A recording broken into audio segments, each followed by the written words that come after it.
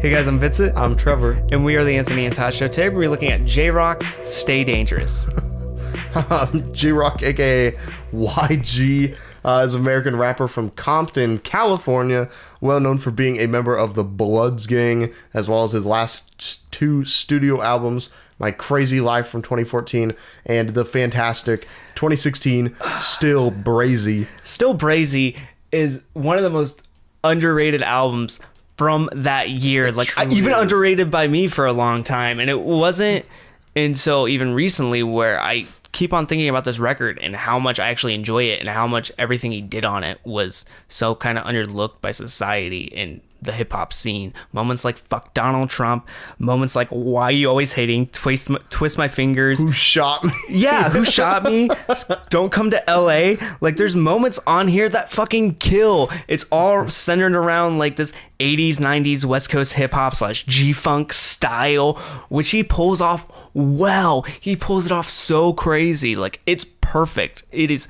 absolutely perfect how well he is able to pull off that style and bring it back. Such a throwback sound brought back into modern day with a modern day artist with modern day political topics, and it feels so fresh and refreshing. And I underrated that album at the time. I enjoyed it a lot at the time, but I underrated how noteworthy it was until recently. Is a huge shame because in 2018, YG decided to go to a Chinese restaurant and take a picture outside in his BDSM clothing and said, let's make a trap album. Yeah. So, Stay Dangerous. It's 15 tracks, 50 minutes, and YG turns himself into a joke. He was a joke to begin with, but now he's like... He was goofy. This is, for anybody that's watched SpongeBob, it's when SpongeBob rips his pants multiple times, and everybody's like, that's the funniest ever, and then he pretends to drown, and, like, everybody hates him after that, and then he feels like a huge fool. This is YG pretending to drown. Okay, so what YG does on this is YG's always been goofy. Like, there's a lot of, like, goofiness and, goofier moments to Still Brazy. He still comes through as tough though, and he still comes through as legitimate. On this, he comes through as a joke. There's multiple times where I was laughing at him and not, like, it wasn't expected. Like, he wasn't trying to be goofy. He wasn't trying to be weird. He was just trying to mock other people's sounds. I mentioned J-Rock at the beginning of this review because I think this is a rip-off of J-Rock and everything J-Rock has been doing in the past year with his sound being a more goofy and kind of stupid artist. Like, I think King's Dead and moments like King's Dead are repeated with a gotta go get it, like moments are on this record. Like, he just takes that style and just puts it on here. I just find it to be a moment. He rips off Freddie Gibbs at times. He rips off the Migos at times. He does the most quintessential generic trap sound imaginable. All the production on here, which a majority is done by DJ Mustard, is terrible. It is some of the worst trap I have heard this year. I find the piano on it to be the most basic piano imaginable. I find some of the mixing on this to be absolutely horrendous. I feel like at times... I almost said J-Rock. I feel like times YG is so loud in comparison to the background instrumental. I feel like times the piano dominates the track to the point where it's so irritating that you can't hear anything but that. Bad mixing overall. This is one of the worst records I've heard this year. Hands down. It is one of the worst. This is up there with the Drake Scorpions, the Migos Culture 2, the fucking Princess Nokia emo record, the fucking Justin Timberlake Man with the Wood. I would listen to Man with the Wood than this, because at least, like, I don't know, Man in the Wood's cringy, but I'd rather suffer that than, like, look at someone who I actually looked legitimate, someone that actually thought was legitimate completely ruined themselves on this, because this is embarrassing for him. This is embarrassing. Justin Timberlake was always goofy. He was always stupid. He was always cringy. But a career died. A career is dying on this record. YG is creating career suicide on this record.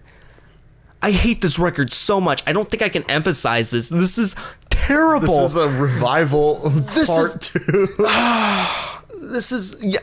This is irritating. Like, I can't. Let's take a breath here because, like, and discuss it. Okay. I think I have to go through certain moments. Okay. 10 times. Starts off YG's performance, very similar to Still Brazy, still has that intensity, but is suffocated by the piano.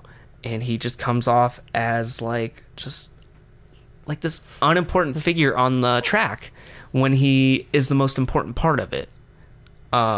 There's this pointless like gospel skit at the end that I don't really understand why it's there, and it just comes out of nowhere. And there's moments like that throughout kind of the entire album that I don't really understand why they are in existence. I think they're funny, but like They not don't- in the way that Still Brazy was funny. It's They're like funny, like ridiculous. This is like Uncle Drew type thing, or like a Medea movie. Yeah. Kind of funny. which you can make work into a humorous element, but in this, I love the college dropout. yeah, like College Dropout even has that kind of flair, and like I think another notable example, like Michael Christmas had like moments like that. Those like more comedic type moments on his Role Models album, but like this doesn't really do that. It's just kind of random. I don't think any of it's terrible. I just don't think it has a point. Bulletproof, YG just auditions to become the Migo, the fourth Migo, and he's goofy, but not in a good way. More in like he just seems awkward, like socially awkward on the track. Just does not have a place.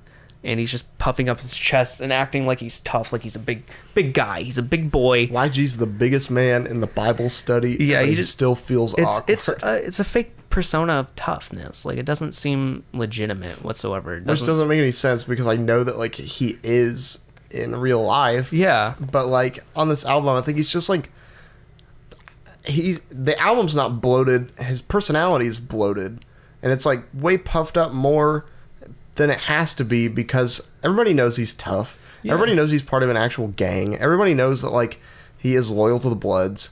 So why do you have to pretend like you're more than that? Why do you have to pretend like you're more tough than that? It'd be like if you fought a lion and then told everybody that you fought 3 lions. Yeah, Like, it's just there's no point to it. J305 provides such a nothing verse. All the features on here, besides the Nicki Minaj, and I think the 2 Chainz features on here is okay as well, but have no purpose. I think they're just kind of just there. yeah. Handgun with ASAP Rocky. As soon as the track started, as soon as YG came on the track, I verbally laughed. I started laughing. I thought this was one of the funniest moments of 2018, but it isn't supposed to be. This is supposed to be legitimate. Yeah. I just his twangy vocals are terrible. He's got to be doing this joke. Like I can't see this not being a joke.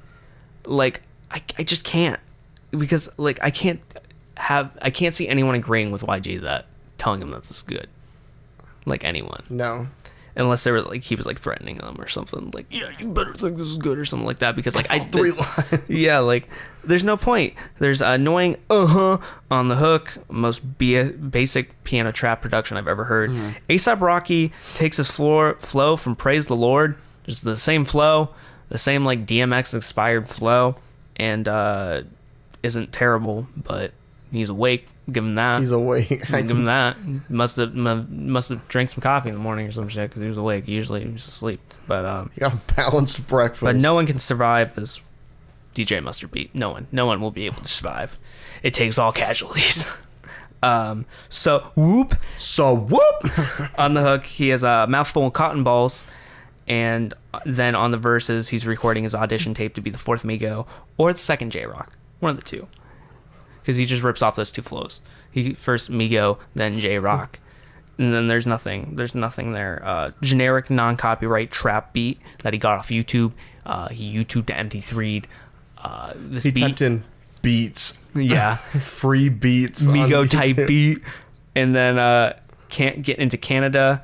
It's just King's Dead, just like the verse from But King's not good at all. Yeah, it's just like not entertaining, terrible track It's production. like how cadence can you be, but not like Andre 3000 cadence? Like, how many syllables can you say one after the other? But then at the end he turns into Freddie Gibbs for some fucking reason, completely ripping off Freddie Gibbs' recent trap mixtape Freddie, which we thought was okay, which was it was kind of like a pointless trap experience, but we thought Freddie had good performances. The instrumentals were okay, they're balanced, but like They were fine. he's ripping off that style that just came out like not too long ago. Like or he closely resembles a style that that already exists. Like, it just doesn't need to exist. Too Cocky references the track Too Sexy by Right Stead Fred, which is immediate like no to this track. Like, I immediately, once I heard that, I was like, didn't we get this last year with Taylor Swift? Like, this shit needs to just die. Like, there's a moment in time, this track in time that just needs to disappear. And the fact that it's constantly being referenced in our really society. bad. Seems like YG. Like, I think YG on the track, though, seems kind of like himself, which is nice. But, like, no one can survive the migraine of these keys that take over him, kind of put him in a chokehold. And this, like, sample is just stupid that pops up at random moments. Big Bank with 2 Chainz, Nicki Minaj, and Big Sean. 2 Chainz comes on the track. He's okay. Not his worst, not his best. 2 Chainz has always got like okay, decent features, Yeah. or decent to good features. I've never really had like a bad 2 Chainz feature. I've never had like an experience where I'm just like, yeah, 2 Chainz is terrible. Like, I always see. I always like hearing him on features because I think these are right. Yeah, I always get a line out of it. Usually on this one, it's big shit like a dinosaur did it. Yep. that I just like that little moment. 2 Chainz, not always the best, not always the worst, but never the worst. Like, usually always delivers incredible, or not credible performance, not incredible, credible performances, memorable performances. Yeah. Big Sean does what YG does on this album, just rips off someone else's sound. He sounds like the son of G-Eazy and Logic, the most awkward white person on the world. He sounds like me rapping, which Big Sean, I don't know how he is like gotten worse over time, because I thought he improved a little bit on this last record, but apparently not, because this is one of the worst verses I've heard all year. He took another L. He keeps on taking L's. And then Nicki Minaj kills it. She should not be on this track. She should not be on this track. She deserves better. Like, I'm not the hugest Nicki Minaj fan, but her performance on this track kills. Like, she takes like all the guys and then just murders them each individually. Just like manages to have such an interesting flow over this beat. She survives this beat. I don't understand how she survives this beat. There is the most nothing beat I've heard all year, but she does. Isn't this whole album though? Yeah, but like this track in particular, like, it isn't suffocating like the other tracks, and it isn't like there isn't anything notably bad. It's just nothing. Like, it is just there, where she's able to kill it and make it interesting. And then YG on this track is just okay. Like, it's not bad. Like, I thought this track was actually, just by comparison, like one of the better tracks. It is one of the better tracks on here. though. I think it's fun listening to everybody, because like I said, like 2 Chainz delivered some like pretty fun lines. Nicki Minaj, is just fun watching her dance all over this beat that's like not good, and it reminds me of like a posse rap kind of callback, because they don't really interact. It's like just kind of a roll call kind of thing. You know what I'm saying? There's a few moments on here I just did not have any interest in really like paying that much close to attention to, like 666 Too Brazy. The most I got out of Too Brazy was the title. I really enjoyed the title, Too Brazy. I thought that it reminded me more of something from Still Brazy. I thought that YG, this is one of the better tracks I also believe. I think YG and Mozzie also have like some chemistry here, which is more than you can say for a lot of these other features. Yeah. So I actually enjoyed that one. And then the final like 3 tracks, Pussy Money Fame, Deeper Than Rap, BOMPTOWN's Finest, are fine. They're fine. They're okay. Like, they're not mind blowing. It's like a movie with the first 2 acts are like complete trash. Like, horrible setup, horrible action. But the ending's like, ending is, okay. It's okay. But like these final 3 tracks, I find them to be incredible performances, decent production, decent synths. Not anything like Still Brazy, but still okay. I thought the production actually on Deeper Than Rap was interesting for once. The like interesting beat, interesting production. And I think that YG thrives because he has production that's like weird, like he is. I don't think YG can thrive over like a normal beat, because he's just not like a normal figure. Still Brazy always had like interesting production. Yeah. And so I think that he thrived over that and could write like better verses over more interesting production, because it matches his personality. These like last 3 tracks really show that. I even think like BOMPTOWN Finest has a really nice guitar on it. Yeah, the guitar played by DJ Mustard himself. Not as good as guitar player as Lil Wayne. In Nope. fact, Lil Wayne, the best guitar player of all time. Quote me. Kid Cudi plays guitar. They're all in the same like boat. They should have a battle of the bands, and I would go to it. But yeah, I just think like the last 2 tracks, including Free the Homies interlude as well as BOMPTOWN Finest, I just think like they remind me a lot of that final Coffee Bean track on Astro World, Travis Scott's Astro World, where like it doesn't fit the theme of the album, but I'm glad that it's there because like it is more revealing, it's more heartfelt, and like it gives a little bittersweet moment to an album that's just overall not good. And I just like find that interesting that like we went from this horrible generic trap production and generic like trap lines to something interesting like BOMPTOWN Finest, which feels like straight from the heart. I don't get how that progression happened, but I'm glad that it did. Yeah. I think YG, like, I just don't know where he is at this point. Like, he did a collaboration with Mariah Carey, I think, last year, and this is the type of album I expect from someone who's collaborating with Mariah Carey. And that's all I gotta say. Like, I don't sense any toughness whatsoever. I sense a lot of fake and fragile masculinity, but I do not sense anything that made him great on Still Brazy. I don't get something that's edgy, goofy, a little bit lighthearted, but at the same time, I sense a lot of realness and actual toughness and a lot of the qualities that someone in gangster rap should portray. Like, I don't get any of that on this. I think that there are shades. I think that overall, like, YG loses a lot of what made Still Brazy memorable and fun. I chalk some of that up to, like, generic production. He gets lost in that. The verses, like, don't cut like they used to, you know? But I think that there are still shades of YG in here that, like, gives me just, like, a tiny glimmer of hope, you know? The verses, like I said, verses on Too Brazy and Handgun, I think, are kind of funny. The Stay Dangerous skits, like the college dropout type skits. The marketing for the album, like the whole Most Dangerous Man in the World, kind of like the Dos Equis commercials. Yeah. I think that he's, like, still goofy and still credible in there, but he kind of lost himself in the production. So I've got like some hope for YG just because like I enjoyed Still Brazy so much, but this album is definitely not cutting it from somebody that made something like that. I just find it hard to find him.